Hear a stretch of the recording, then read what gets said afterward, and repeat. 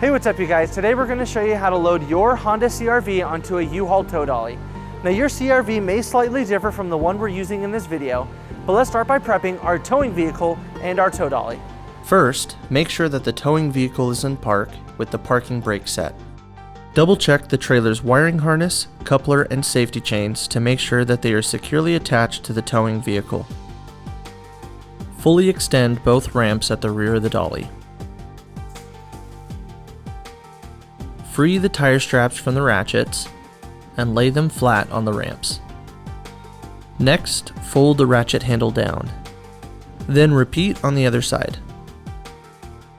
Center the vehicle to be loaded behind the car dolly. While loading the vehicle, drive slowly and have an observer make sure the front of the vehicle does not hit the ramps. During the loading process, have your guide stand off to the side. Continue slowly up the ramps until the vehicle's tires come to rest against the stops at the front of the dolly. Vehicle should be centered on the platform. If it is off to one side, you need to offload and reposition. Once loaded, the towed vehicle needs to have the steering wheel locked.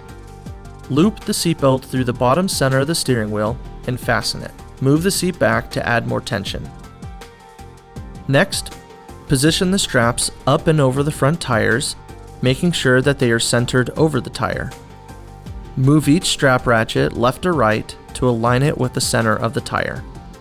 Route the straps through the slot of the ratchet spool, making sure at least 6 inches of the strap passes through the spool. Tighten the ratchet, folding the handle down when done.